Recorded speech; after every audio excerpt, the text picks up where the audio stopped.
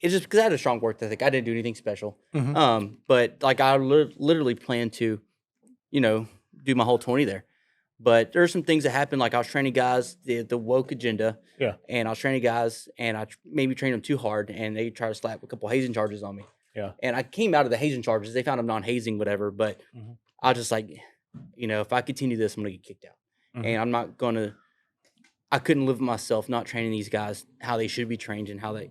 It's not that I was like making them drink and do all that. No, we'd go on 15-mile runs. We'd go 15-mile runs, and we'd go and do some kind of TCCC scenario, and they would be gas and stuff, and I'd push them to their max limit. And one guy went to heat exhaustion from it, and then it just was downhill from there.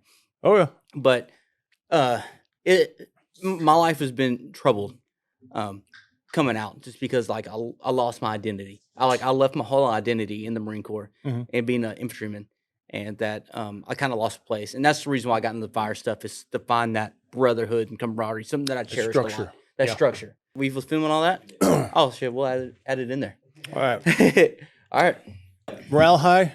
Morale's high. All right, guys, welcome back to the TBM podcast. So this has been something I've been working on for a little while, and it's called Combat Leadership. It's a new series that I'm doing, and I've always heard stories about this man, and I've always was very fascinated with him and stuff like that growing up. But I seen him at the gym. Is Mr. Paul Howe, the famous Paul Howe, and the people that know him, they know him and stuff like that. If you don't know him, you don't know him. But we're about to learn him today, and I finally had the opportunity to sit down and have a conversation with him. I was so nervous at the gym. I seen him probably 4 or 5 times there, and I've been wanting to have him on here for a while, just because of his story and stuff. And he's just a person that everyone talks about. And I was like, oh man, I'm just too nervous. Well, I finally got the balls to do it one day, so I came up and talked to you. But Mr. Paul Howe, thank you for coming. He spent 20 years and 30 days in the Army, and 10 years of that was with the unit. And if you know what the unit is, I was fascinated with the military, so I obviously knew what the unit was and stuff. But I'll let him tell the stories about it. But so he owns a company here called CSAT. It's in Nacogdoches, Texas, and they do a lot of tactical training. So thank you, Mr. Howe, for coming, and tell us about yourself. Well, I appreciate you inviting me here. Paul Howe, CSAT. First name is Paul. Combat Shooting and Tactics is what I started like 23 years ago. And so what happens is we talked before this. You got out of the Corps and you felt like, hey, you still got a void. You want to give back. And so now you're giving back in a different way. And it's the same thing with the military. I got out military, bad attitude to a certain extent, but I knew I had more to give back. So what I did is I went into law enforcement, said, hey, I can teach hostage rescue, different classes. And I started doing that 23 years ago, and it's just kind of morphed. So I have a cadre right now of 5 LE and then 5 civilians per se. And then we teach everybody across the whole spectrum, from law enforcement to school guardians, church people, security, just normal civilians. So. Yes, sir. That's crazy. Man, that's something extremely large to come out and start up. Did you always have like a passion for it, or do you feel like you already had this plan whenever you was getting out? Like, hey, whenever I get out, this is what I'm going to do. Or was there like an event somewhere in that period that's like, I'm going to start this? I was pissed at special ops a little bit, and so I went to ROTC, gave back, did 4 years here, helped get in a bunch of new lieutenants into the military, and then I still had a passion to give back and work, and so you got to channelize it. Sometimes you get pissed, and you can't put that fire out, so you've got to go, all right, where can I put it in a positive direction so you don't implode, and you go, all right, this is what I can do. So I did everything from leadership talks, written a couple books, and then basically just went out there and attacked across the United States, from East Coast, West Coast, the Midwest, and tried to give back to law enforcement, say, here's my lessons learned, and then, let me know if I can help you. And some agencies I went back to 12 years in a row, 12, 13 years in a row. But a lot of good quality people out there that just don't know. And so what you don't want them to do is take 2 steps back to go a step forward. That's very interesting. And so what was your childhood like? Childhood, dysfunctional. Well, I mean, not dysfunctional, but California, San Diego. That's where you're from? Oh, yes. So wow. Father's Marine Corps, grandfather's Marine Corps, uncle, stepfather's Navy. And so a lot of military, but I had to, it was either Army, Marines. I was scared to death to get stationed at Pendleton, so I said I'll go in the Army. So did my Trail of Tears there in the Army, but the Marine Corps was near and dear to my heart, and I've actually worked with a lot of those folks. Great, phenomenal people. But yeah, that was my baseline right there. So did you grow up playing sports or anything like that? I did. I was asthmatic as a kid, and so the military said, long story short, when I was 18, I told them I had asthma. They wouldn't let me in, so I had to wait 3 years and go in a different state. So, but at the time, I was living in Colorado. I was running like 10 miles a day at altitude. Played water polo growing up, swimming in the off season. Did wrestling for 2 seasons, but the difference in muscles and how it, the structure I couldn't. So I stuck with water polo and swimming. And then after 2 years, let the wrestling kind of go away. And then just kind of I gravitated to a gym then. And I love gyms because that helps complement your cardio and all that. And it's just, the way to go. I didn't know what water polo was until one of my good friends in the Marine Corps, Aguirre, he, very celloed guy, Mexican from like the hood of LA. And he goes, yeah, bro, I play polo when I grow up. And I was like, what is that? And he explained it to me, and I thought, wow, because he was like a bigger guy, but he could swim like a fish. Yeah. And tread water like no one other can. Like, I've never seen it. He gets tread water literally for minutes and minutes on end. Yeah. And that was really impressive. But guys, we have a lot of stuff to talk about and a lot of great topics and stuff. And we actually hit some. So you said you come from a generational military heritage. And it was mainly Marine Corps, correct? So did any of your forefathers spend any time in conflict? Oh, yeah. My grandfather was like a step-grandfather. My biological, he died when my dad was about 6, tractor accident back in Illinois. So step-grandfather, he had like 33 years in the Corps, warrant officer, hard as woodpecker lips. He actually wouldn't marry my grandmother. It was kind of a funny story because she's crazy, but it's okay. he saw that. So what happens is though, just talking to, a lot of times those generations wouldn't let anything out. The Vietnam generation was like that. World War II especially, they came back on the ships and they just clammed up. They wouldn't tell, and some of them waited till, really, almost on their deathbed before they let the stories out of really what the combat was like, the way of life and war at that time.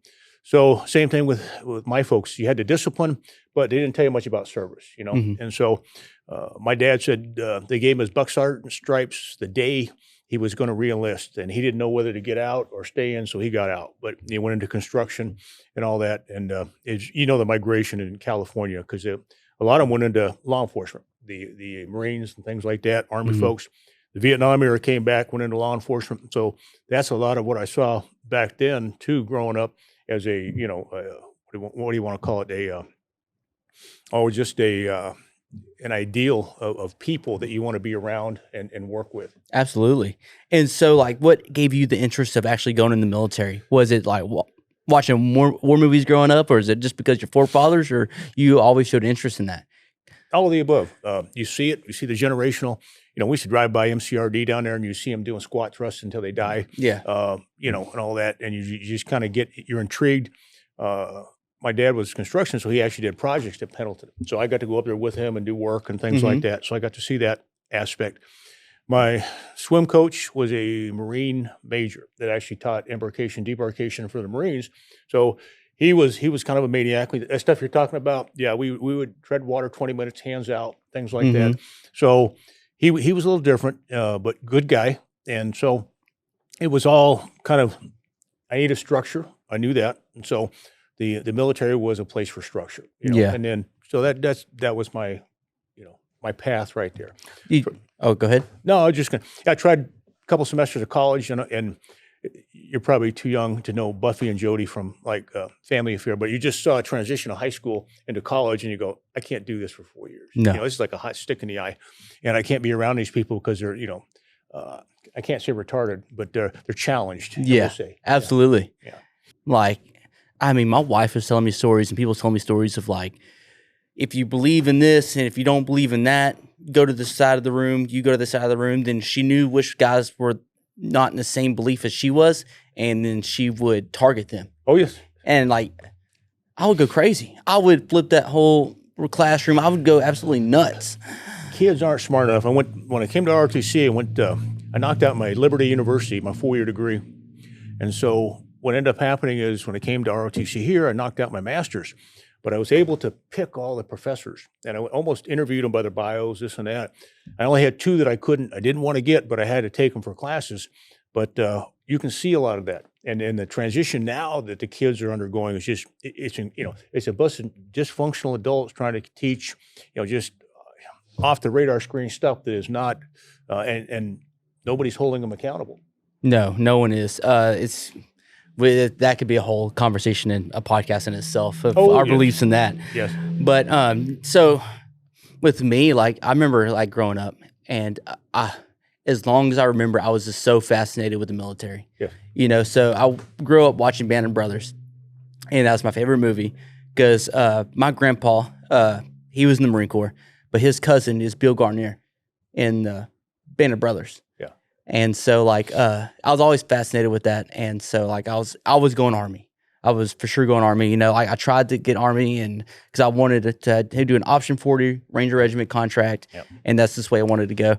And so I tried. So I signed up for it and whatnot, but they told me my eyesight wasn't good enough. I actually had, I think, High Mars Artillery 13 mic or something. And I almost went to, basic training with the Army. And I was like, man, I just can't do it. My passion's in the infantry. Yeah. I just can't do it. Yeah. And so I got opted out of that. They were pissed at me and walked straight to the Marine Corps office and had it that day.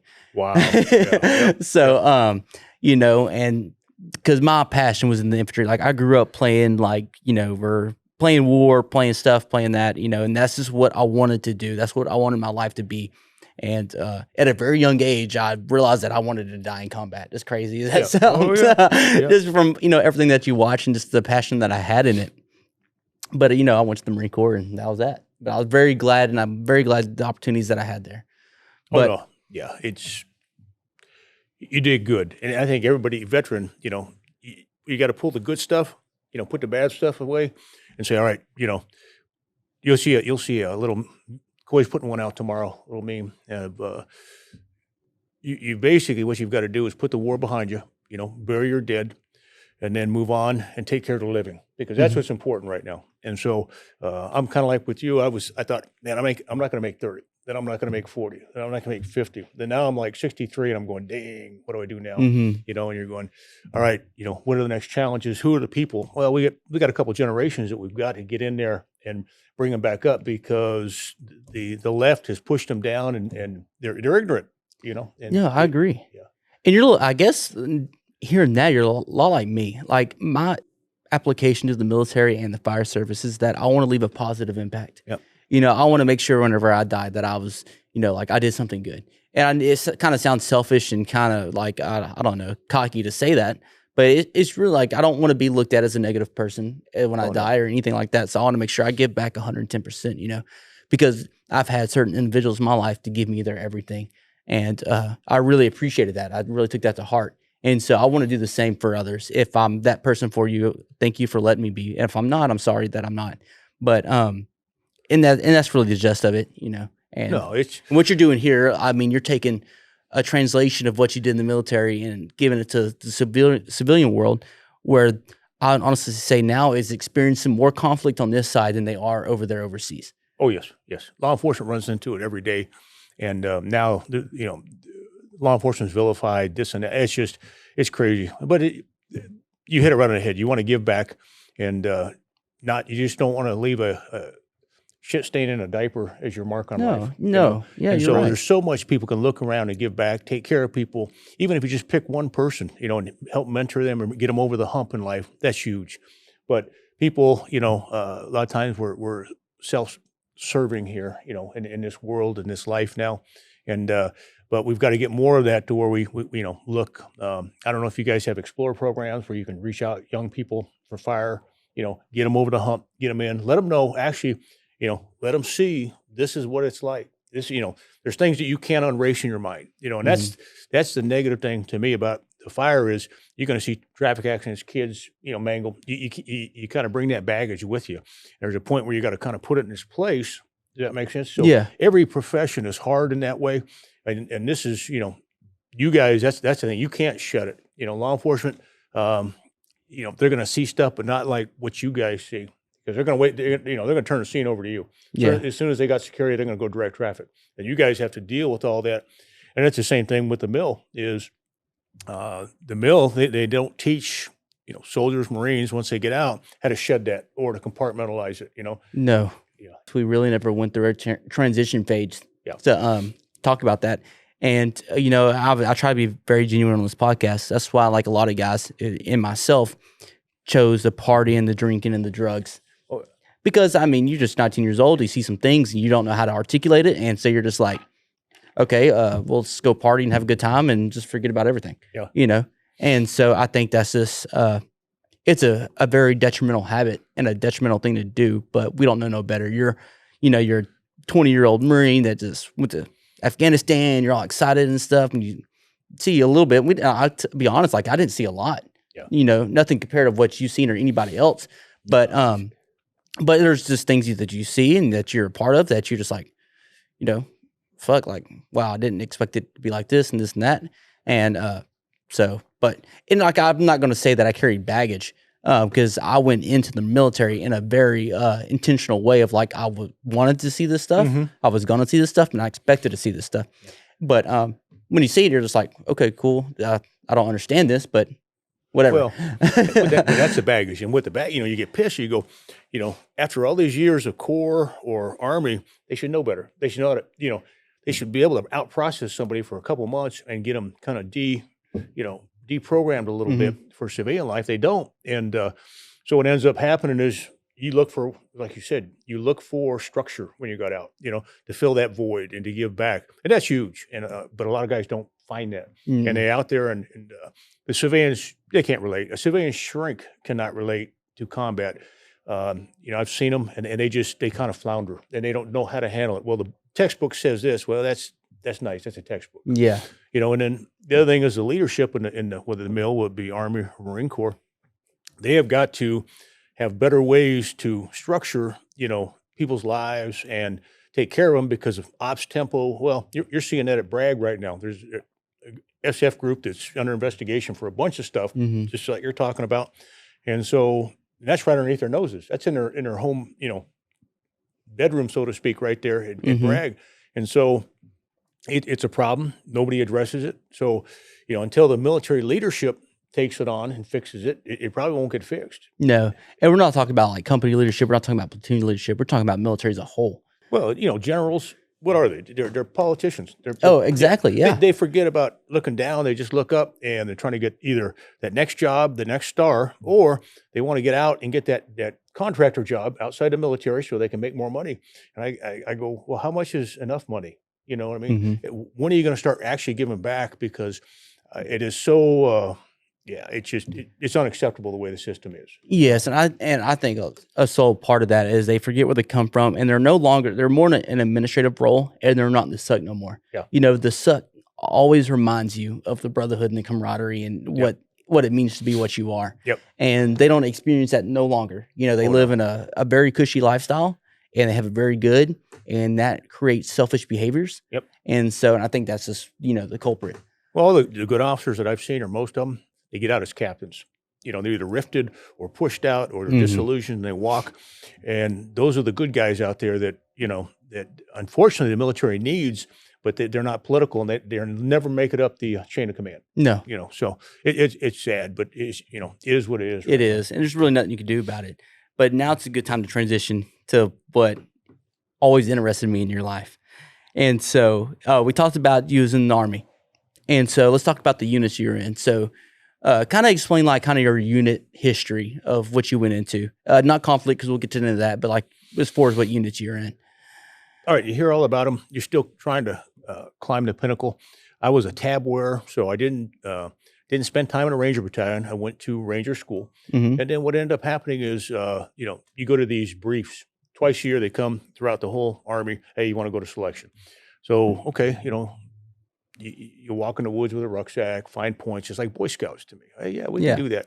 So now I was infantry, so I understood the woods, lived that, and yep, I'll go there. And then went up to selection, got selected, went to the operator training course, and you just keep your mouth shut, execute. you don't know.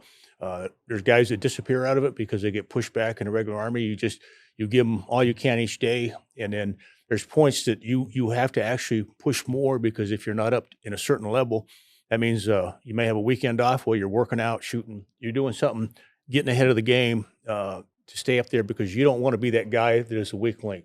Yeah. And so then you get assigned to a squadron.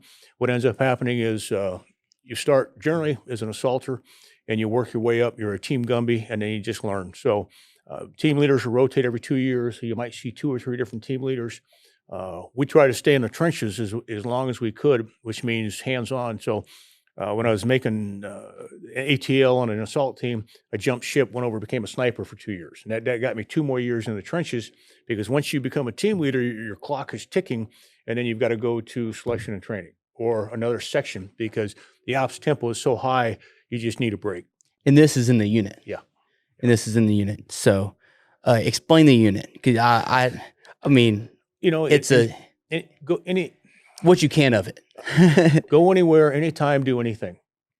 They can write a blank check that it's going to get done. Mm-hmm. And so jungle, Arctic, desert,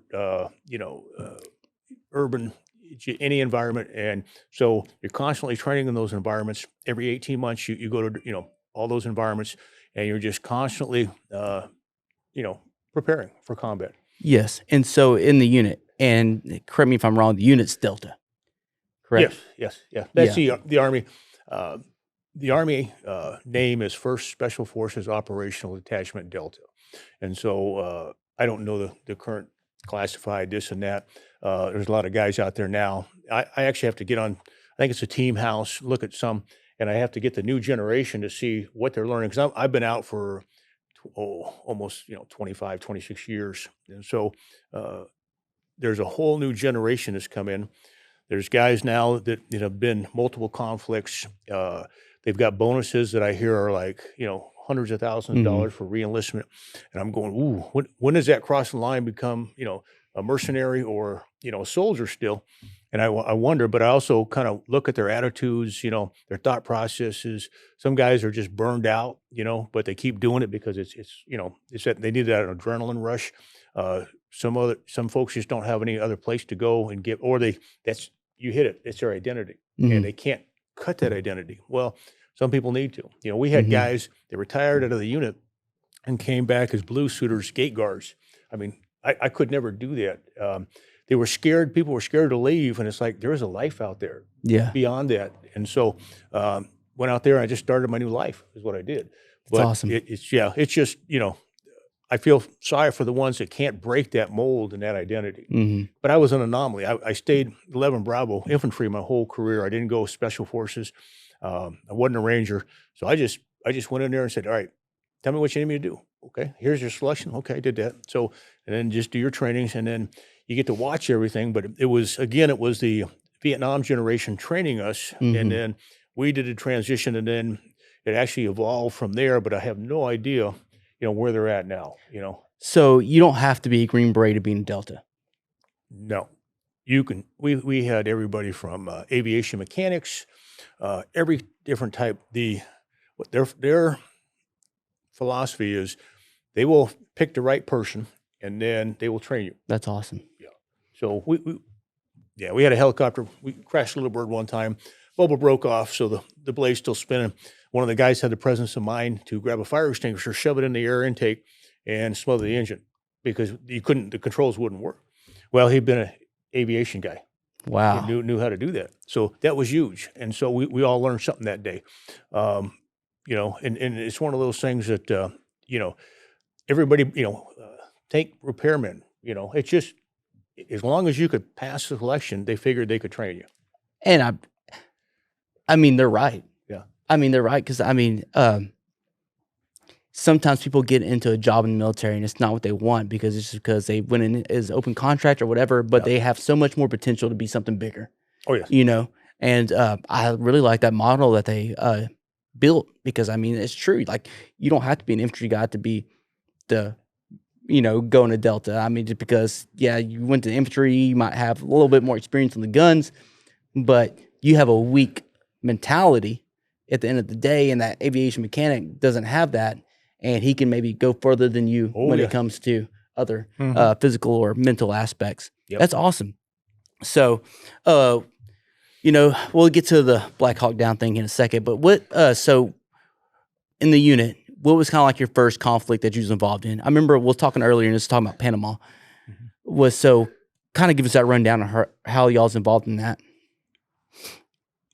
You got to look at history, banana republics. We got Noriega becomes a problem. Yeah. I think we probably got him into that country, so we had a obligation to get him out. And so went down there. We actually went down there twice thinking we were going to take the country down. Then the third time, a couple of officers got killed at a checkpoint, or an officer got killed at a checkpoint, and then they directed the mission to go.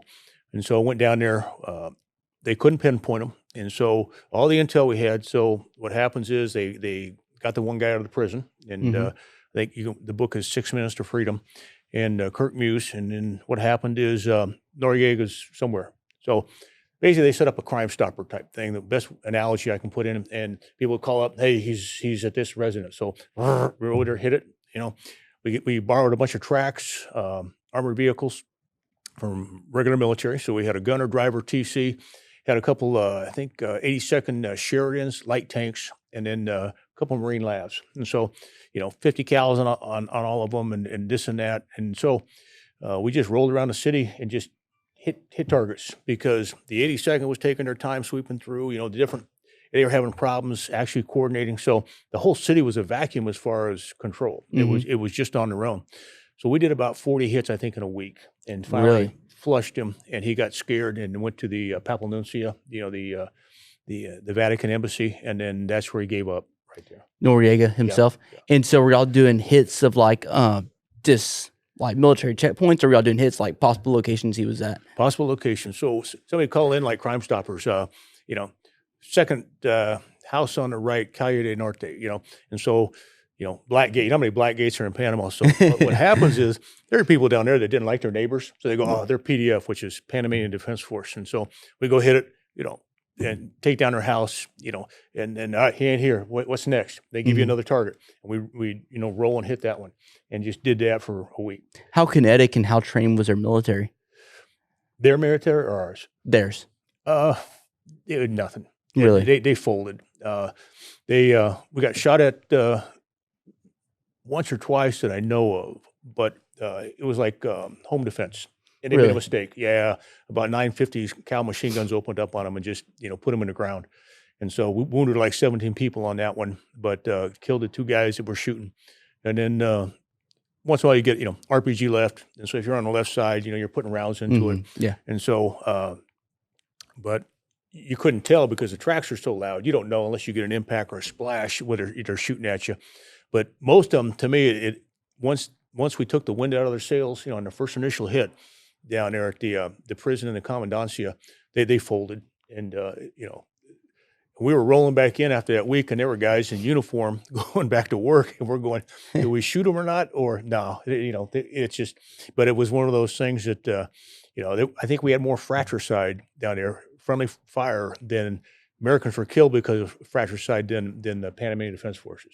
Really? I think it was 17 soldiers, if I remember right, or something like that. Gosh, dog. So how did y'all insert? Did y'all insert overnight? Was it any kind of tactical insert, or did y'all just kind of just show up? No, what happens is they went in there and they have everybody down there all in the same spot, which is not a good thing at the time. So they take down, the prison. They get the precious cargo out. And then what happens is, all right, who's going to go chase him? So our command, God bless him, said, yep, we'll go do it. And so I think it was a 53 we got an assertion on. And there's a 50 cal tail gunner. He had an AD as we were going off, the tail, and launched around between us. But then they had all these tracks lined up. So we go, all right, you guys are on this one, this one, this one. So we just got on tracks. And, the story was the first time we were buttoned up, the ramp wouldn't fall fast enough. We couldn't get out on target, or we couldn't get everybody through the hatches fast enough. So we started riding on top. And we just as soon as they, we had a template plan, how we'd hit. And when you went to your stop point, you were off and going to your breach point. And so it was just a plan we did each time. And a template plan worked out well.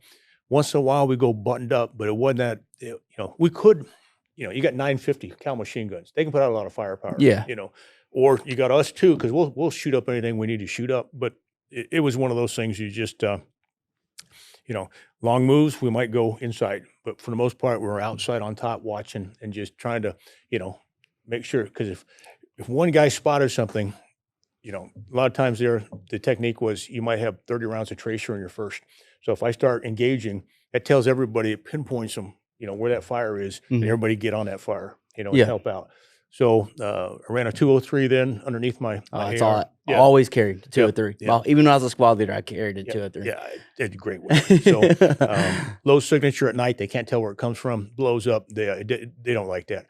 So that was kind of it. And we just said, all right. So we come back, and we did some after action, but not a lot. Did a lot of mech work, which was great, but we didn't. To me, after action, it kind of died down. And we'd asked for night vision goggles that flipped down for like 4 years. So we went into, Somalia with, we were in a hangar adjusting night vision goggles to our helmets that we should have already been doing rehearsals with, because they waited till the last minute to get them. Because, once Panama was over, it was like, it was a dead time, for a while. For how long? 3 to 4 years, it seemed like. I mean, you're doing stuff underneath the radar screen, but it's one of those things that an overt conflict, does that make sense? Like Somalia, it was actually, Somalia was low vis until it went south on 3-4 October, and then it kind of blew up, on the international news. Yes. And so what he's meaning by this is that when they went to Somalia, the movie that you all know about, BlackHawk Down, very big movie, very publicized, and it had, I guess, the movie really displayed two different elements, the Ranger Battalion and Delta. And so the movie doesn't probably display anything to what you actually went through. But it was one of my favorite movies growing up. And whenever I heard about that she was a part of that, I was like, man, I hope one day I get to meet this guy. And you knew nothing about me ever, but I was thinking about you. Oh, no. It's so we'll go in to talk about that, the BlackHawk Down story and how this came about. Actually, I kind of put it to bed, got out of the military. Then I was in ROTC. Well, I was getting ready to get out. I was in ROTC. And then Mark Bowden approached me. And he goes, hey, I want to, Mark Bowden. Mark Bowden, yeah. Really? Wrote the book. Oh, yeah. So I went through the proper channels, military, say, hey, I can talk to them. You didn't want me to, because they're trying to keep all their, their issues, we'll say, compartmented. And I get it, but until you bring it up, you can't fix it. And so I talked to Mark. He got out. I was able to correct stuff in the book and get it right. The problem is when he sold the book's about 95% correct. Great book. And the problem is when you go to the movie, they sell the rights, and then you get actors that want to embellish parts and this and that. So the wife and I said, we didn't want to do it. We went and saw the movie the first week. So we're sitting there, and she kept elbowing me. She'd go, hey, that happened? I go, no. And they go, how about that? They go, no. I said, we'll talk afterwards. It was almost surreal watching the movie. The violence of action was good, but the actual, chronological events, this and that, it wasn't right. I got you. So in the real story, so how did this come to play? So what was y'all in Somalia for? Was y'all just kind of doing like a training and advice of their military forces? I know the insurgency that they have there and the conflict that they have as far as like the military groups and drug trade and gun trade and stuff like that. Was y'all there to kind of interdict that? Or was y'all there on a bigger mission, if it's allowed to say? Long story short, there was no end game. Normally, when a country goes in, we have all these plans within plans. So you've got to take care of, political, economic, military. So what happens is there was no backup plan. It was a strict mill option. Hey, if we take out Aidid, then, everything's going to be better. No, it's not. They're all fighting each other. So who's Aidid? Aidid, the warlord, I got of you. the Habergetan clan in Somalia. And he was our main target. He was, the big problem, for example. But here's the deal. If he wasn't there, another clan would have done the same thing. Yeah. So they would steal food, do this and that. You guys were running supply checkpoints, running MSRs, this and that. And so what happens is the Pakis get hit, a UN force. They kill a bunch of them. And so they decide, hey, we'll send in a force package. Well, the problem is there's no end game to the force package. Okay, we get them, we kill them. Right. Who's going to fill the vacuum? Who is going to be the government? Who is, they didn't have, it was a one-phase mill option. And as a soldier, you do what you're supposed to do. Yeah. My job as a team leader, do the missions, bring my guys back. So that's what I did. But when you start looking at it from the 30,000-foot view, nobody's looking and asking the right questions. What's the end game? What's going to change in that country? Is it still going to be a backwater shithole? Yeah, and it is today. We're still having problems. Yeah, still problems. It's the armpit of Africa. So what happens is you go do your missions. We did actually 7 missions in country. The 3-4 was the 7th mission. It was escalating, and it was just one of those things. It wasn't a good deal because we're not going to get taken, prisoner. We're going to protect our own. We're going to protect our pilots. And, if you come in and push us, we're going to kill you. That's basically what it is. So when that hit went down, it just basically rolled overnight, and we just turned it into a meat grinder. And anybody coming in and pushing us got killed. And so it was one of those things that pilots were phenomenal. I mean, did great work. But so you end the mission, you come back. Our chain of command wanted to sweep everything underneath the carpet. Because they're worried about their careers now, this and that. Because now there's going to be big investigations and all that. And we got to, they said, hey, we need to move on with the next missions. We don't want to talk about it. Well, whoa, there are no next missions. And B, we need to have an after action. So they kind of pulled the rank on us. And so it's a whole big story. That takes about an hour and a half to really talk about. Yeah. But it's one of those things. That's where you start seeing the big world and people protecting their careers. They didn't have, as a military officer and generals, didn't have the vision to say, all right, what's the end game here? Why are we doing this? We can go as a military where we want, when we want, stay as long as we want, but we got to kill people to do it. But then the American people are going to ask, all right, why? Why are we there? What are we doing? What's the end game? Is it economic? Are they, they're starving each other. They've been, Africa's been starving each other and eating each other and just, watch the movie The Blood Diamond, Sierra Leone and Liberia. Incredible stuff. People want to understand a savagery. And so we can't fix it. It's an evolutionary thing. And so you probably saw that in, were you Iraq, Afghanistan? Afghanistan. Yeah. I mean, the people there, can you fix them? Can you? No. And that's what I came to not understand is the ideology, our placement there. What our mission was. Our mission was there to train and advise the Afghan army to go and destroy the Taliban. But we came to find out, the Taliban really kind of avoided us. Yeah. They really wanted no problems with us, whatever, because they have a religious motive that they truly believe is right. That's like if someone tried to come over here and display my Christian, state and say, hey, this ain't right, you're going to change what you're doing and blah, blah, blah, blah. And like, if it's against my core values, like I'm going to revolt as well. Yes. And so once I was over there and was able to see some of that, like my whole mentality changed. I thought, never, and I got to really studying and stuff like, how bin Laden was probably never really in Afghanistan. Yep. He was probably in Pakistan the whole time. Yep. And the Taliban wouldn't tell him where it was. So like they got pissed off and so we invaded it. Yeah. That's that story. But no, I mean, if you can see it at your level, I mean, that impacts your life, and you question the military commanders, the government, because if they continue that for how many, and then they give them all that military gear. I mean, you're just like, and just basically cut them loose, and then so many people that were left behind, and this and that, and you're just, and our government just kind of shrugs their shoulders, and you're going, that's bullshit. They're not. We have some serious issues up there. We all know it, and so. How are we going to fix it? And I think a lot more vets ought to get involved in politics because they have some structure, in their life and discipline. Because right now we get people in politics that they're looking for either power or money. That's all of them. Yeah, really. Yeah, all of them. But going into this, so y'all was on that day. Was y'all going to pretty much just kill what's his name, the warlord leader? Or what was y'all like when that whole scenario broke down and the helicopter went down? Was that the start of the actual conflict, or was it kind of leading up to that? Like as far as like the gunfights and we've been escalating a little bit, with the hits, getting a little hotter. But we went into one of their areas, and once a bird went down, then there's no way to extract. You had to set up a perimeter. So we were on foot. Convoy got misdirected. that's a whole nother story. Were you on that bird that went down, or was you on? I was on a little bird. What was happening is I was a little bird, hit the target building. We captured about 27, 30 people. I can't remember how many it was.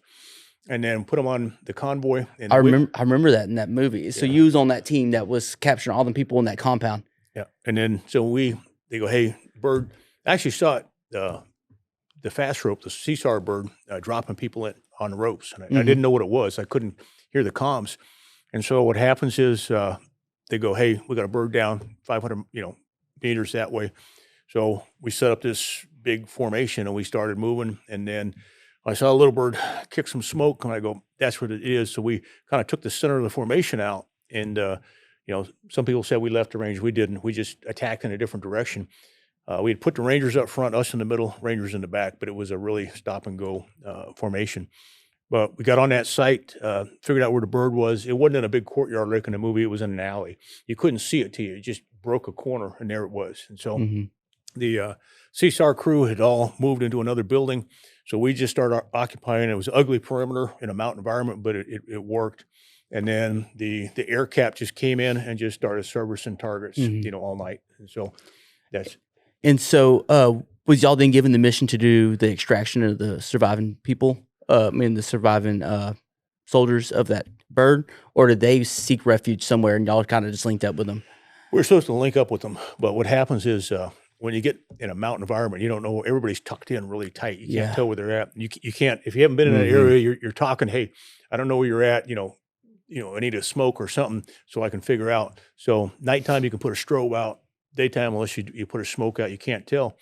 So what ended up happening is we got as close to the bird on one side as we could, had a perimeter, and then we started linking up. We couldn't blow any interior charge. We could go like room to room, but if you don't know who's on the other side of that wall, then you frag them. Yeah. So we were weapons tight there, so we just set up a perimeter, put strobes on the roof, and said, hey, pilots, kill everything outside.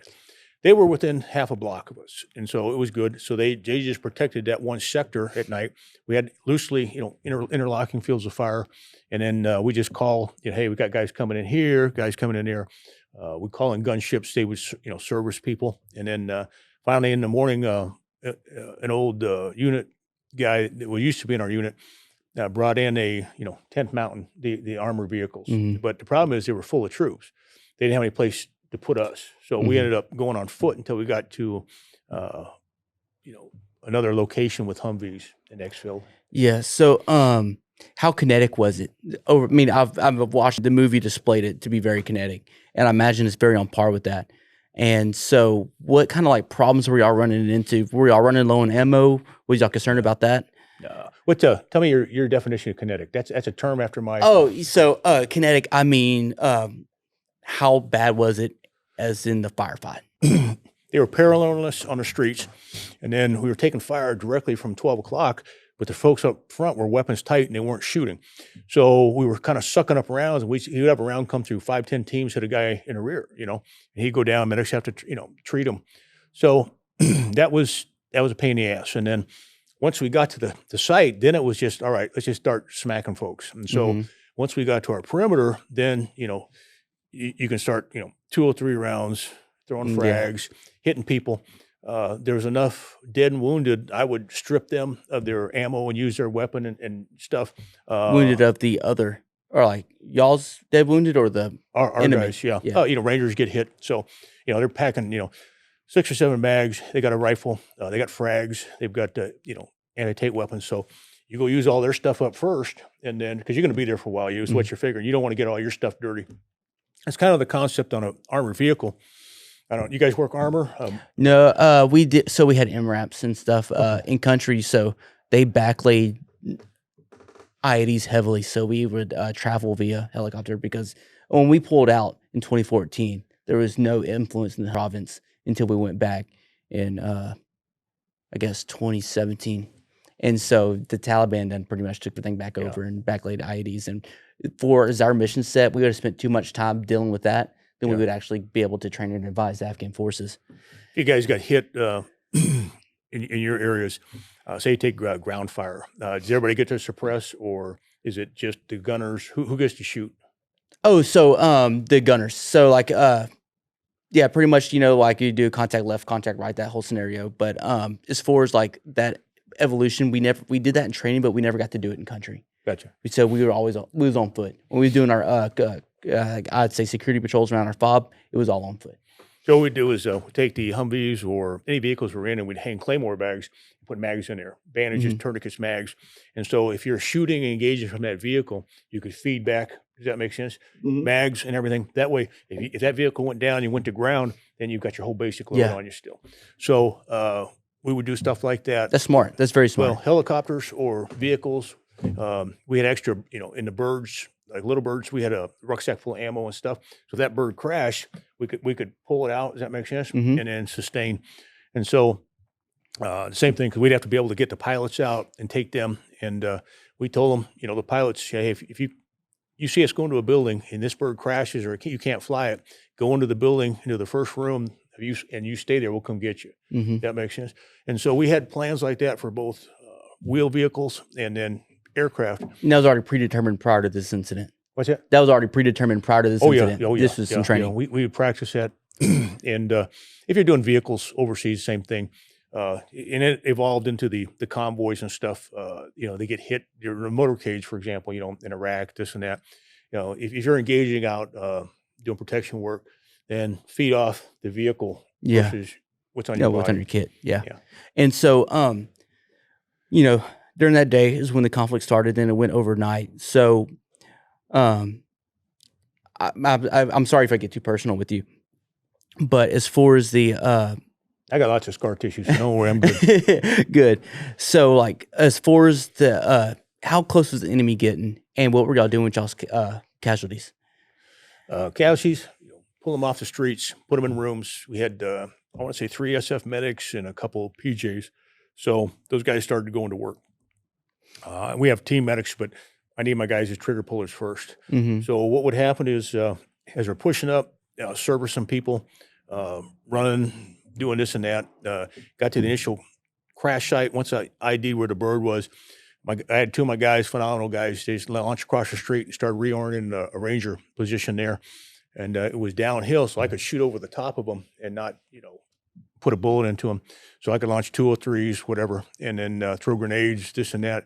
So they were down there suppressing. I was back. Then we do this little, sometimes they come back, get resupplied, and then go back out. And then the commander's trying to figure out how to organize the perimeter right now. So he's kind of vapor locked and doing good, but it's still, we should have pushed it out a little bit bigger, because once you got night, you know, you can shrink it down. But I went across the street, and I felt like I was fighting in a mop closet. You know, I only had like 25-yard fields of fire, you know, this corner, that corner. And so, you know, that day, we didn't let them get in that close. 25 yards, you know, probably max. They would come down, once in a while they'd come down, and now they're RPG deaf, they can't hear. So I'm gonna wait till the train goes by. Yeah, you're good. Yeah. So what happens is they've been shooting RPGs, so they're deaf. So they break around the corner and they start yelling at each other because they can't hear. You know, so that's an easy pickup, you know. Yeah. And then so we work them, and then guys would come in other angles. So really what happened is the birds, little birds, if they're big groups coming in and they would start moving in, little birds would pick them up. They'd hit them with either rockets or minigun, kill bunches of them at a time. And then we'd handle small little elements that come in that night and just service them. Or were they hitting you hard all night? No, they would do a soft probe. I watched one guy use the shadows, and he came around the corner, took his AK, shoved it around the corner, cranked around. He was trying to draw fire. Yeah. So, okay. Now, he puts underneath his arm, and he crawls down a few more, you know, he's looking for the talk, our headquarters across the street. So what happens is he goes back to the corner, and I get my other guy, I go, hey, get ready. We got a cell coming in. And so just at that time, another team had seen him, and they opened up on him. And so they worked him over real good. And a lot of times, the green tip, it hit them, and they might crawl away, or their buddies would drag them back. So, and that's so that you might get a low for an hour, and then you might come another area. Does that make sense? Yeah. You're going to try another alley or another street, this and that. And then it just kept you awake all night. And no sleep that whole night. You just take a knee, and then I'll be going from like here to here. That was my sector, here to here. Yeah, you just do that all night. So that's so fucking nuts. I mean, the adrenaline's there, and crazy. you're going, yeah, this sucks. And then we had some other, they tried to do a resupply, so across the street, so they bring in a BlackHawk, and they're going to kick a bundle, but it hovered. You don't do that. Mhm. So 100 AKs open up on this bird. It took like 60 hits, and so you're going, get the hell out of there, kick it and go. They could have done it, but I don't know what they were thinking. And so those things happen, and so they limped off, and the pilot was phenomenal. He just got in another bird, kept flying missions. It's like, oh yeah. So he was that's crazy. Yeah, oh yeah, he's a good guy. And so then the other group came in the morning, the 10th Mountain, and then we kind of got the pilots' bodies out of the wreckage, and then pulled back and then reorganized. And we actually, one group went here, one group went back to base. So we got split up on the exfil. And yeah, I remember seeing that in the movie, and I seen. So I think I know who you were in the movie, and y'all were traveling a lot on foot. Y'all had like a long ways to go, and so were you technically in charge of all them Ranger guys? No, or they had their own team leaders, because like in the movie portrays you like really like you're in charge of that whole, you probably, I guess, 20-man squad. No, they're watching us, how much they controlled, and it's up for debate. When Captain Steele went in, and he was trying to do a lockstep formation, and what ended up happening with that was they were getting bogged down, and you can't do that in a firefight. You got to push through it and basically overrun the guys. Yeah, and so what ended up happening on the exfil, it was like I got my team. I put one guy. Took a little piece of shrapnel here, RPG.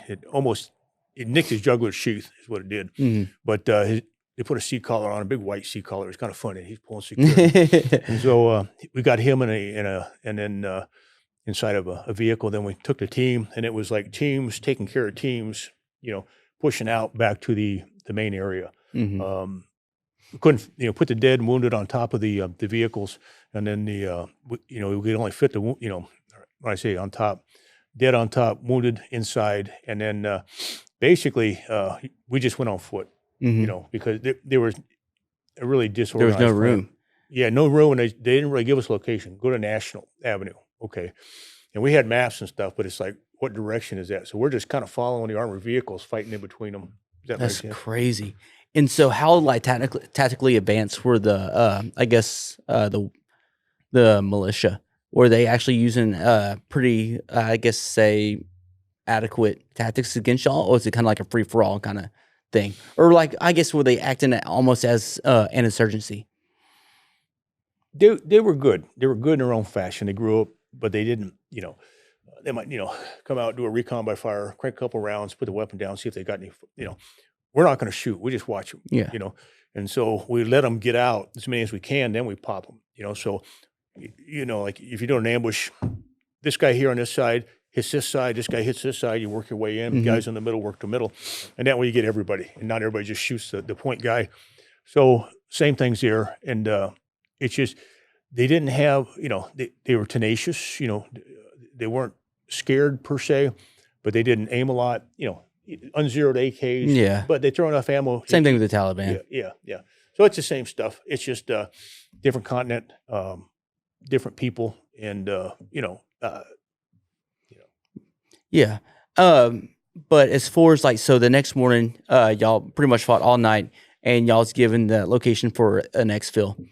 And so, about how many casualties y'all had over that night till the next morning? I'd have to refer back to the book, honestly. Okay. I am not sure. If you're able to fight, you're good. But, the dead one on top, wounded one inside, and then that was pretty much it. If you were, if you could shoot and carry a weapon, then you were moving on foot. And so that second helicopter that went down with the, I guess, the sniper team? Yeah. Was it? Yeah. So were they part of your team, or were they or were they different? No, they were part of our group. Les Aspin at the time, Secretary of Defense, said you can only have this many people in country. So we wanted a Spectre gunship. He wouldn't let us have it. So we had to put snipers in there on miniguns. So we had trained on miniguns before. And so what happens is you can have a crew chief, you might have a sniper, another guy, and then they would fly coverage. So good news is, in the first few minutes of that battle, they probably killed 100 people really quick and kept them off our backs. Really? So that was really good. But the problem is when you slow a bird down that slow and moving, everybody can shoot at you. And so that one took a lucky RPG. We had probably a few hundred RPGs shot at us during that incident. And it took a perfect hit in the tail boom. And then I was watching actually the seesaw bird rope in people, and it took a hit in the tail, an RPG, just phenomenal shit. But the pilot kept it. He let the people get off the ropes and then went and got another bird. So, long story short, snipers did a real good job, but the problem is anytime you slow a bird down that slow to shoot, a lot more people can shoot at you. So you got to figure out, is it worth it? Is it worth losing a BlackHawk or two for that? Can we do it with gun runs? But the problem is they're worried about being surgical still in combat. You go, no, you start killing people. You kill lots of people. That's when they stop. And so that's why you have gunships and you push those gunships. But again, they're trying to do what? Not have a big political thing, on the big radar screen. So essentially, like, y'all went from a very special operation mission, then it kind of turns into almost like a conventional warfare style operation. Oh, and did y'all? How comfortable did y'all feel like operating in that conventional type warfare? And that's the funny thing is, you'll put all, hey, it was you guys were high. No, it's infantry shit. Yeah, infantry shit, and you guys worked in built up areas, right? Oh yeah, nothing changes. It's just we're aggressive, we move fast, we're efficient, we work buildings real well. So we capture all the guys, all right. Then we just go back to being an infantry guy, and that's all it is. And so there's no changes. It's just we're going to haul ass and we're going to shoot people and we're going to get to where we're going. Does that make sense? And there's no bullshitting around. People are speed bumps, and that you point a gun at us and bad things are going to happen. Yeah. To you. And so we have that latitude and we had the experience because our guys are, 27, 30 years old, mean age, and been doing this for a long time, either infantry, Rangers, SF. And so, yeah, it's clicking. That's crazy. And so that sniper team, they went down and they fought. So were y'all given a mission to try to go exfil them, or what was kind of like their situation? 'Cause I know they ended up succumbing to the combat. Which ones? The in the movie, so like you had a second bird go down. Yeah, they were on that second bird that went down. So they're a mile away. They lost control of them, comms wise, this and that. I could hear them over the radio. The guys calling for help. Heard them call twice, and we're a mile away. We didn't know where they were. So what we did is we had limited reserves. They could go get to them. Does that make sense? Really, all you can do is put an air cap on them. So that was a problem. And two guys can't run a perimeter. No. Basically, they got overrun. They sent guys in there at night to try to, but there was nobody there. They'd already, picked the site clean, the bad guys. So that was pretty much it there. Did they ever get their bodies back? Yes. Yeah. And so, I mean, man, that's just like, I wouldn't be able to fathom that. I don't think no one would be able to fathom that if they weren't there, because that's, man, it's such a huge sacrifice as them poor gentlemen. And man, they were literally out there by themselves, and I'm sure they did some damage. I know they did some damage. They spanked some folks, but it's just, you still get pissed because, we could sustain ourselves at our site with our light weapons. My thing is slice them a couple gunbirds, just kill everything. Just rake that whole area and make them not want to go in there. But you got to have the balls to do that as a command. That makes sense. Say, well, I'm going to get my guys back. But if you just let them, get overrun, that's bullshit. No, man, it's complete bullshit. And then that's one thing. Whenever I was watching the movie, and I've watched it several times, is that I didn't understand like why they are not running AC130 or anything there to really just lay down havoc. And it might have been due to close proximity to y'all and stuff. They wouldn't be able to have accurate fire. Shoot. We've called rockets within 25 yards. But here's the deal. When Les Aspin said you can have 450 people in country, that's it. So that's pilots, us, Rangers, this and that. They couldn't get the big, you can't have these. And our brass said, well, still do the missions without it. So, they try putting snipers in the birds and all that. But should you have aborted? Was it a viable mission? Does that make sense? Can we really do it? They were definitely afraid of Spectre. Everybody is. That would have been perfect in that environment. But the problem is they would have whacked a lot of people. And then what happens to the political climate, Yeah. and the media and this and Yeah. that? Why are you there? What are you doing? Why are you killing these poor, Somalis, You see, and that's where like my mentality changes. Like, my deal is fuck all them. Yeah. Like it's our boys. But like I was in that situation, so I can't make any decisions. But No, it's the same thing. but like I mean, is there anything that could have changed maybe in that scenario? Maybe they could have kept them alive, like maybe running them gunships like you was talking about, or you think it was just kind of the nature of the beast? It's did we have enough reaction forces? Could they get to them? Yeah, who was running the See, the problem is URF? 10th Mountain was supposed to be a reaction force, and they had some good guys, but when we call them, we get mortared at night. They were never quick. We had to put our own guys up there for, mortar overwatch, this and that. So there were some issues, and it wasn't deconflicted at the higher levels.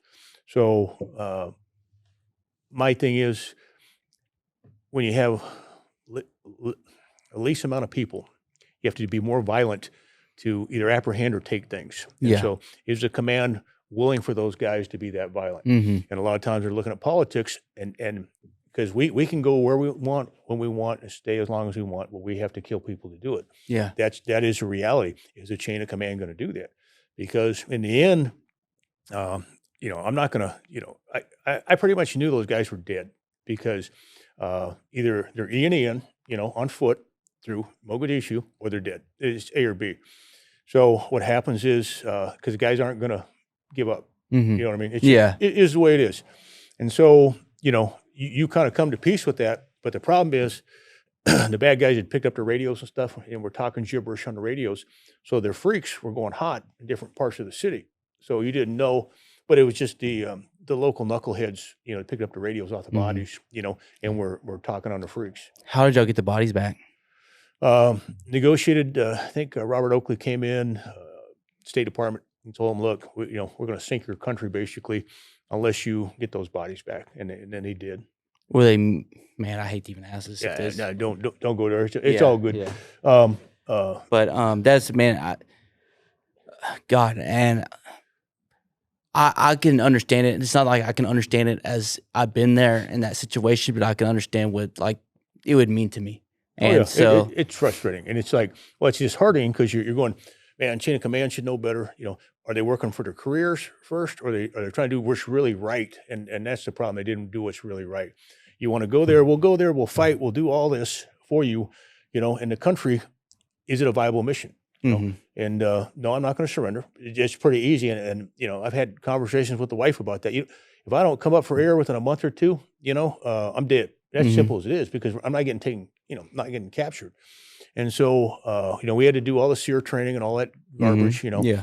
And in my time, it was geared for pilots. It wasn't geared for infantry guys, and this and that. I think it's still like that. Yeah, it is. Well, the problem is Air Force is a proponent a lot of times for SEER training. Well, they own it. Yeah, and it's like, okay, but we're not a pilot. We're not going to take this.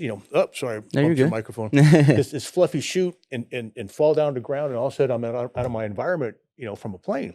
Well, no, we live in that environment, and so no, we're not getting captured, and I'm not letting my guys get captured. And so that was the frustrating part about this, is I could hear them on the ground a mile away, but hey, we're on our own fight. We can't. I wish I could come to help you, but but that's what you expect your chain of command to do, is slice some assets over there to go help them. So how did you come at peace to be able to talk about this event? I just I had to do debriefs afterwards. It's like 30 years now, so it's one of those things that at one point you got to put it to bed. But people like you want to know, you get it. You have been there. Does that make sense? So I have no problem sharing it with you. Yeah. To entertain a bunch of civilians, don't want to, unless your political leader is going to make some decisions on mil force deployments. But what happens is, everybody's going through their own struggles, battles, problems in life. Veterans, law enforcement. Law enforcement, used to call it critical incident decompression. And you guys need it just as much as law enforcement, because you see stuff and you can't vent your system. You know what I mean? You can't get it out. So you got to have a way to purge it, understand it, make peace with it, and move on. And so the mill's the same way. But it's like we're coming up on a 30th anniversary pretty quick of this, and I've got to go, okay. And really, I just want to honestly close the door on it. But if I can educate another generation, help them get better, make smarter decisions, whether it be mill, government, this and that, teach leadership, and save lives. That's what it's all about. Yeah, I mean, it's a history. That moment, that day was a huge piece of history, especially military history. But like, none of them guys that died deserve to go in vain. And I know it's something that'd be hard to be talked about and stuff, and I understand. But like, I don't know, man. Like, I'm almost in tears just hearing the story because it's I appreciate it so much. No, you know what I mean? And it's just, and it's, I think a lot of the problem with our society is that they don't ever experience anything like that in life. And they looked, and I'll tell you what, one thing that I had trouble with, and you probably did too, is you come home and everyone's just living a fucking cushy life. Oh, and they just don't understand what anything that's going on overseas and stuff. Like, one of the first, on my first deployment, worked a casualty, whatever, he got blown up by AAD, whatever. I was looking at this boy, we're doing compressions on him to the tube, me and Doc.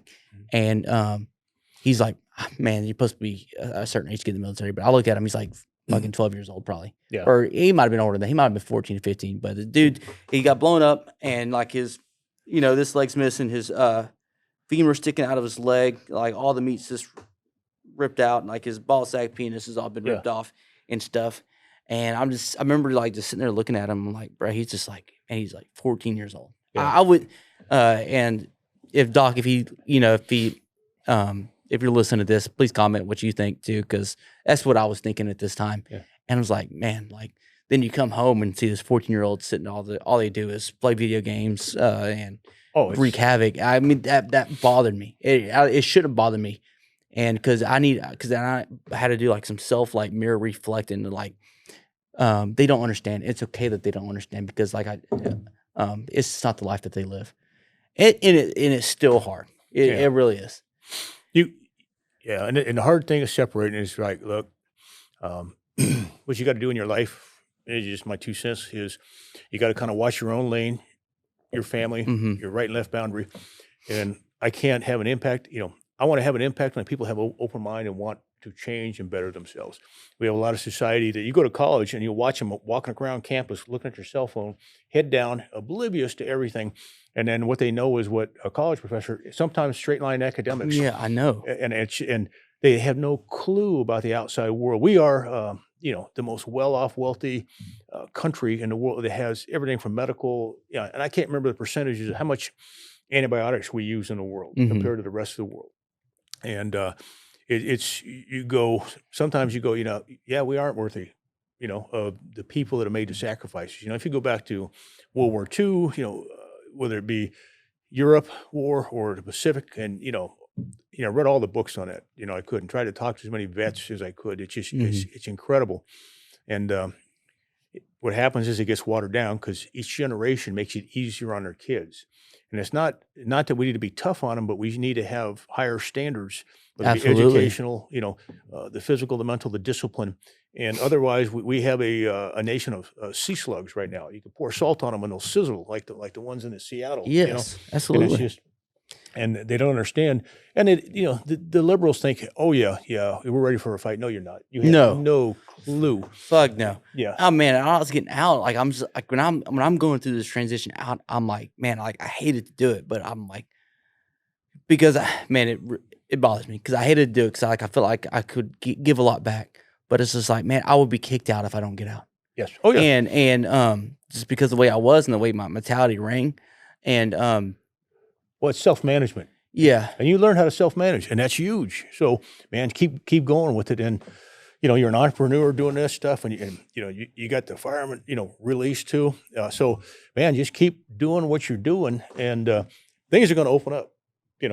Doors are going to open up, avenues. You may say, hey, I want to attack this, and I want to do that, and give back here. Find it, give it back, And then at one point, you're going to go, oh, man, I'm tired. I need a break. Yeah. You know what I mean? And so... I believe that 100%. I think that's what I do is that I stay a busybody and just try to keep moving forward, because if I have a low in my life is normally when I get down is because like I feel like I'm not productive, and that I don't know, because then that void that I talk about it continues, like it just gets bigger.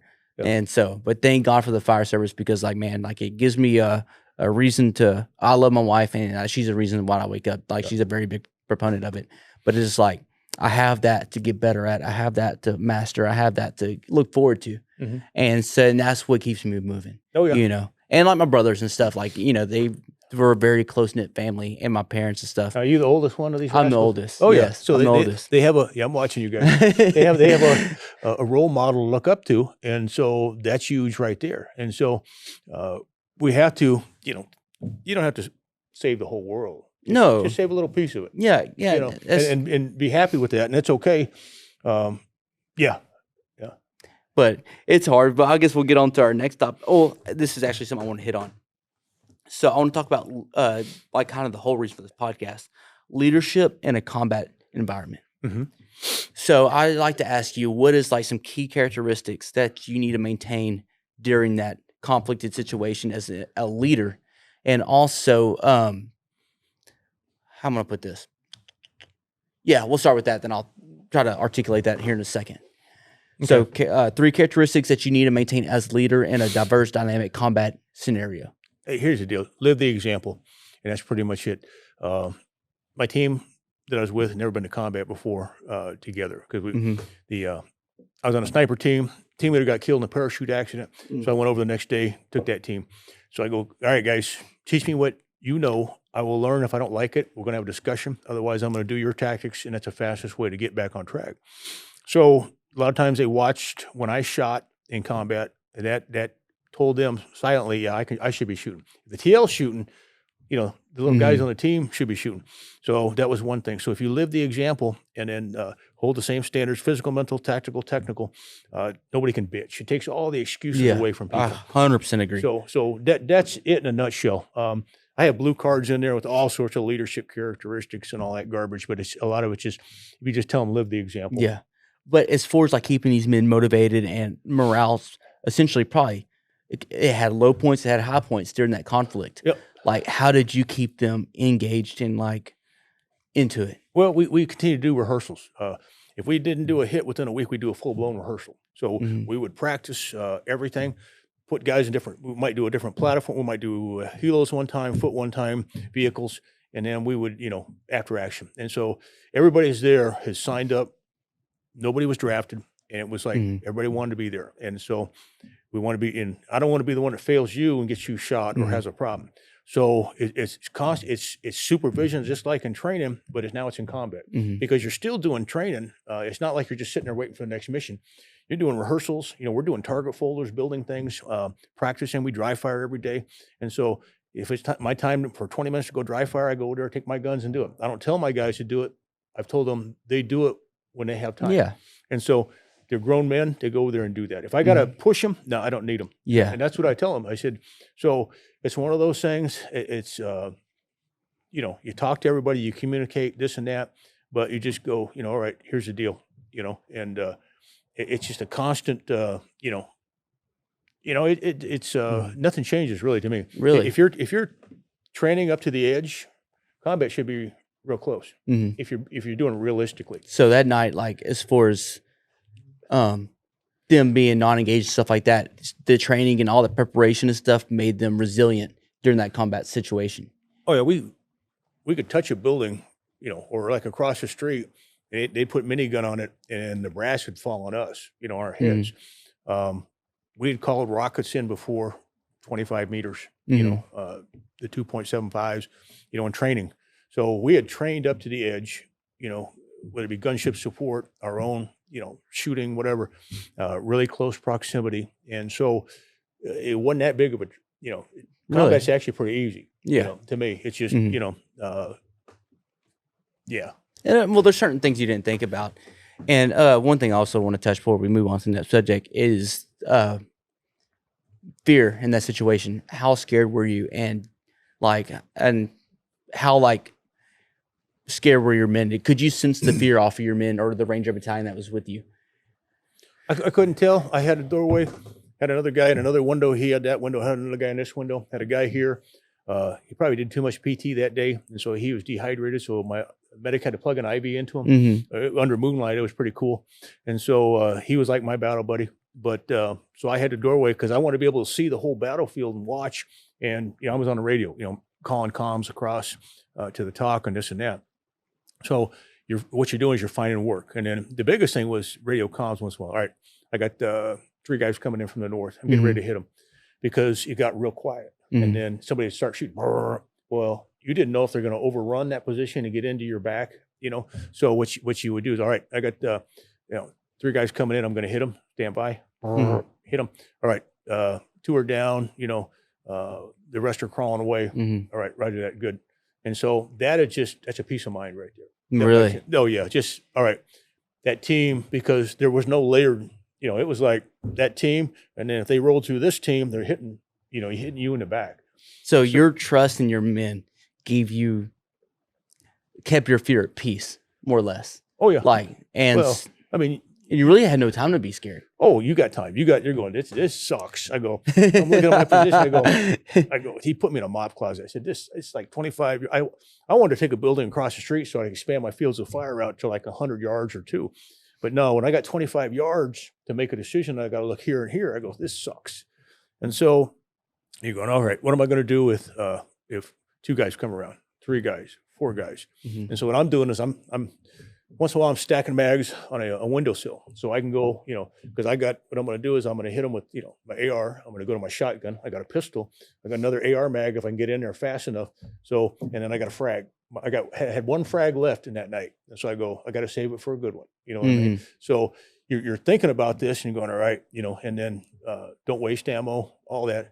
And then, it's one of those things that, you find work in your mind and you go over it, but you can also do rehearsals in your mind, what you're going to do and say, all right, if I see this, I'm going to do this. And so, and then you check on your guys once in a while. I had a great medic in there. We drank our water. So he was getting water out of a rain barrel and then putting the little tabs in there, and that's what we were drinking. Tabs. Yeah. And so he kept, when the kid died on him, he started getting our canteens filling up with water and then kept us all up. So that was huge. Everybody was, I guess you could call it finding work. Really? Yeah. Was there ever a time in that, I mean, this is probably a stupid question to ask, was there a time in that whole entire gunfight that you thought you was going to die?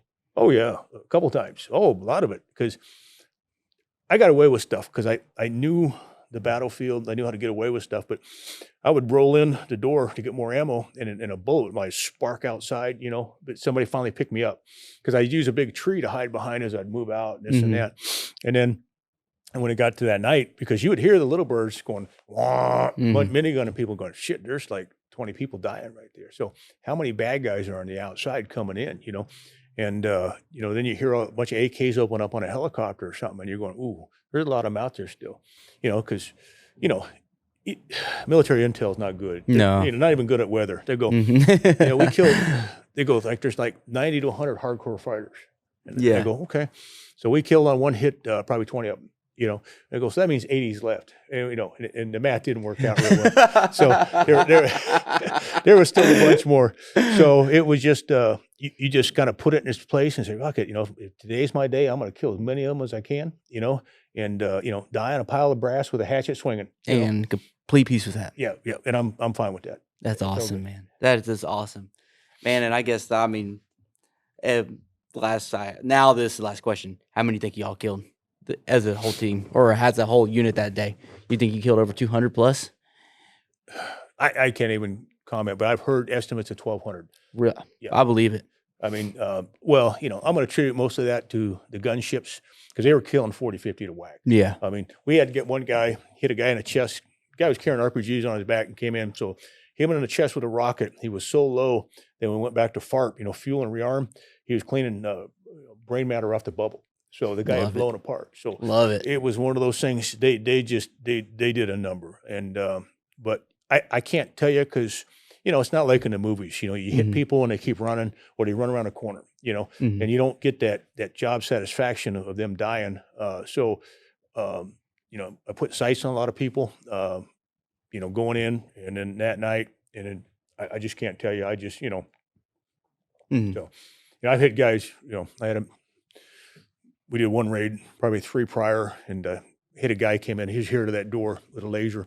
Hit him twice, and he was still standing. So I came back. I got back on trigger, hit him 2 more times, and they're going right through him, lung, heart, lungs. He fell down, and he stood back up. And it's like, this is 7 yards. I'm going, oh, this ain't good. This gun is not like they're telling me about, And so righteous hits, it's just they don't die like in the movies. Yeah. You know what I mean? So it's one of those things that, it's just, I don't know. But the good news is they're the ones that called the ceasefire. We didn't call it ceasefire because we killed so many of them that day. That's badass. Yeah, so that was huge. And That's so, very big. That's huge. yeah. Now it was, proud of all my guys, the guys I got to work with. Everybody did phenomenal. It was the right squadron in the right place, the right time in history. Like you said, we were a rebel squadron. Commander didn't like us. The original one, we didn't like him, and so, but it was one of those things that if somebody had to go do that, we were the ones. Yeah. They flew another one in, and we were telling them they were going to take over the actual inner perimeter, push Rangers out. We were going to take the blocking positions. And they're going, you can't shoot like that. I go, yeah, you can. I said, you just listen to what, I said, this is not like, your normal ROE, rules of engagement. I said, they're bad people. This is what they do. If they look at you twice, smack them. Yeah. If they're coming at you with a gun, they get smacked. I mean, it's just simple as it is. And their brain was in this surgical type. I said, no, it's no longer that. And it's still like that. Like we had so many restrictions. Yeah. Like we was scared to do anything, because look at like all the trouble that people like in the Iraq and Afghan wars, how many people got in trouble for actual, breaking ROEs and like going to prison. We don't even know the Spectre gunship ones because they got all this, imagery and they're watching stuff. And they got to go through so many layers to whack a bad guy with a gun. And then if they don't, dealt with that and he smacks somebody later, an American soldier, then they feel guilty because they had the opportunity to take this guy out. But because of the layered ROE and change, it was a very big kinetic friction problem. Oh yeah, even we that's the psychological that really bothers you because you're going, it's a pain and. They expect you to have that discipline, but you go, I see the writing on the wall. If we don't smack this guy, he's going to smack us later, And so, it's one of those things that, as long as you can live with it the next day, I'm all good with it. You know what I mean? And look yourself in the mirror because, a Marine said it best early on in Somalia, the lives of all these people in this country are not worth the life of one Marine. And it's just, I'm all about that. Yeah, I am too. But we have to, as leaders, subunit leaders in the military, bring our guys back and do what it takes to bring our guys back. That's the important stuff. No, I 100% agree. And so we'll transition out of that. So talking about your whole time in the military. And so what would you say some the question I have here is, or the statement that I have is talking about is overcoming adversity in life and death environments. And I guess and I was meaning when I wrote that is so what overcoming adversity at a garrison front, with commanders and stuff, and overcoming adversity in a combat situation. What are some things that you've done to keep going and working around things? Spirit of the law, letter of the law, and then figure out, it's training. Okay, I get it. But when it goes to combat, is this guy going to kill me? Is he going to hurt my guys? Is he going to come back? Why is he looking at me? If I think, I can get proactive because the government put me here, my military, not here to die, to bring my people back. That's the way I look at it in life. And so going back to, if you can look at yourself in the mirror the next day, you made the right decision, and I'm good with that. Yeah. And so I had guys that shot too soon sometimes, and I had to counsel them, and I had to get them in a bandwidth of, all right, here's the right, and then, either watch me, ask, or, if you need to, do it. But, and it worked out well because combat, it's not like you hit your pinnacle. You're still learning in combat every day. You're trying to get better, advanced, more efficient, more lethal, and you're doing that with your guys. Yeah, that's cool. I mean, it's pretty wild. And I'm trying to see how that relates to us, adversity. And I'm probably talking adversity is like friction points that we might not be able to do our job. And I'm not saying I'm dealing with that with the place I'm at, but in the military, there'd be restrictions that we could do and what not to do. And like as far as even in training, like, and it wouldn't make it realistic because, you know, like, sometimes we didn't, I wouldn't say we'd have ammo and stuff, but like, well, I'll leave it out there. I'm having a hard time articulating my question. No, it's okay. No, I get it. Is this going back to Marine Corps time or now in fireman time? Oh, I was trying to relate to both, but like Here's adversity. So like, there's some. Okay, now it's a good one. I had some training that I wanted to do, but it was too much and too hard for the and accommodating to you know, individuals, and even it was too hard and stuff doing it to some people that were not the junior Marines or the boots. They were like more in they've already been on the deployment and stuff, but they still couldn't meet up to the standard. And the adversity to that would be like, you know, dealing with command not letting me do it and dealing with my peers not letting me do this because it's too hard for them as well. I dealt with a lot of friction there. And so I became across as an asshole. Like, I'm like, hey, if you don't meet the standard, I mean, I'm going to treat you like you are a boot. Yeah. You know, I'm going to treat you. It's okay to be an anomaly, but you can't expect everybody else to be in that bandwidth. Does that make sense? And the other thing is you can't expect people to have the same passion you do, life ethic, work ethic, military. So this is where you're going to have to kind of go, man, you know, and because, you know, I'm in the same boat right now with LE. The shooting standards in the state suck. They have to qualify like once a year. And then you've got the Uvaldes that happen. Bro, what do you think, that's crazy. What do you think they're doing to fix it right now? Probably Nothing. Because it's all political bullshit, you know? And it's like, come on, guys.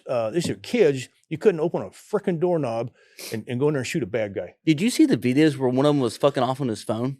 Like sitting there like phone, kids are being fucking killed. And then brother, it was, some of those guys are a waste of a good fornication. Yeah, it's just, but nobody's going to call them. They're a waste of a good fornication. Oh God, I almost missed that. I'm trying to keep it clean. I got I love eyeballing me over there. I love it. Anything spiking? You guys good? Okay, good. So no, it's just, but you know, I'm in the same boat. I go, I can't condemn them all. You got to try and take what we've got. But you know, they've watered down law enforcement. They've had crappy standards, and so they expect them. They haven't updated firearm standards in over like 20 years, and they still have revolver standards for an instructor course and shotgun. I haven't seen a shotgun in a car, you know. So we're ass backwards in the state. You can only fix so much. Am I going to lose sleep for my life? I can't. So, but I know the right answers, you know. And what I'll do is, hey, let's take the people that want to be trained. We'll train them. But it's one of those things that's their you know reputation right now for me. Everybody's worried about you. So now we're getting school resource officers trained. We're getting guardians trained, this and that, because they're not having a trust in law enforcement that they should. Like large takeaways, and people need to seriously look in the mirror. What happened? Literally, some off-duty guy, a border patrol agent, went and found a gun and killed a guy when there was a whole team of SWAT or law enforcement that was there on scene. And I know I'm playing back, you know, backseat quarterback, whatever you call it. But they're like tactical peacocks, and it's okay. It was dress up day in Uvalde, and I've already said it before. And so, but nobody could produce. And it's simple as it is. So, you think they were scared, or what do you think was the most? I think law enforcement has become a job instead of a profession. Yeah. And then when you're not going to put your life and go save a kid, you need to do something else. You know. The fire service, I'm sure it's the same way with some people as well. Yeah. You know, they look at it as a job, and they don't look at it as a profession or even as an identity. You know what I mean? Oh, well, you guys are, well, here's the deal. How many days you get off after you work a shift? 2. Yeah. So guys have second jobs. Sometimes their second job is the one that supports the fire job and not vice versa. Fire is, hey, that's your primary. You're out there to save people's lives, you know? Yeah. So I get it. Yeah. I get it. That's what, I mean, if we that's another podcast too. We can come back here and comment on that because it was just a bad situation. But let's talk about the CSAT business model. Like, we're gonna do some filming at this place, like just like looking around and stuff. We'll place it on our Facebook. Well, that's only if you're okay with it. But like, it's a legit setup. And so, kind of tell us what CSAT is. Well, we already talked about that. But like, what do y'all do? And I want to know everything about it because this is like, I walked in this place and I'm just so fascinated. We stay low. I try to stay off the radar screen. What we do is we train folks. We train, you know, start with SWATs. We have the LE side. And I can also train civilians, church security, anybody that wants firearms training or tactical training. And so that's what we do. We have great instructors. They're people. We're into safety. As far as the civilian side, we're into avoidance. But if you can't avoid, then you have to fight. We're going to show you how to do that. Absolutely. So that's pretty much it. You can go to the website. We do a Patreon site. I've written a couple books, Leadership and Training for the Fight, the CSAT way as far as firearms, and then the Patreon site is all basically videos. Is video is it like PowerPoint presentations, or is that videos y'all out there training? Actually out there shooting. So cool. We can talk everything from equipment to shooting, pistol, rifle, any weapon platforms you want to bring into the equation. We can show you how to use it efficiently and safely. And so we have discrimination, which you've got to be able to identify and articulate your target when you engage it. So it's a whole package. We've been doing 23 years, and so we don't advertise much. We just try to do word of mouth. I got you. And so what kind of business model or like how are y'all, how large do you want to grow? I don't. I want quality over quantity. We do one class at a time, trying to make the class we're doing better than the last one, and then make the next one better. I went across the United States when I first started and got the word out, did lectures, seminars, this and that, and then started bringing people back in here. And, it's just, we'll see where the market goes. Yeah. I'm not one of those guys that I don't like pimping myself out, this and that. I just, we're here, we're people, we're going to work with you, give you the best training we can, the most efficient training that you can. It'll last you your whole life. And so, that's it. Oh, I don't know. There's definitely a need for this. Uvalde being the first reason. Oh, yeah. And the second reason, look at this dynamic that we're in. Like the other day, literally yesterday, Target, a guy walked into Target, was about to go shoot it up. Yeah. He was gunned down, whatever. But all over across the United States, and it's not just the United States, people's being attacked by gunmen. Like, why would you not want to be that person to save yourself? Do not rely on anybody else, because no one else cares about you or your family more than you. Yeah. You know what I mean? Oh, it's you got to save yourself, your family, somebody innocent. And my thing is, if you're not willing to take a life to save a life, don't carry a gun. Yeah. Simple as it is. Yeah. But if you want the training, discrimination, a whole package, we can do that for you, because that's important stuff. Yeah, absolutely. But again, we feel it. We feel the passion. I can't put that into somebody. I just look at them. I go, well, why are you breathing? But why be reactive when you can get it on? Once they see blood on the floor, then they get serious. Yes. But that's what it takes for some people. They can't project them, but they can't think forward. That's crazy to me. But I don't know. I stopped worrying about it. You know what I mean? Yeah. You're still really young and passionate, and you're kind of embroiled in all that. I just look at people and go, okay, that's fine. if your gene pool stops, I'm good with that. You don't need to breed. Yeah, you're right. You're absolutely right. And so, like, y'all, as far as y'all's packages, y'all offer sniper training. Y'all do a lot of that? Yes, we do. You do? And y'all do, like, a lot of CQB stuff as well? Oh, yeah. We everything across the spectrum. We can do vehicles, buildings, surgical interdiction, long-range hunting, just whatever you need. Really? That's awesome. And so where can they find your classes? CSAT, just, CSAT.com? DuckDuckGo or Google or whatever, and then whatever you guys do out there these days. I know I'm a little IT savvy, but it's just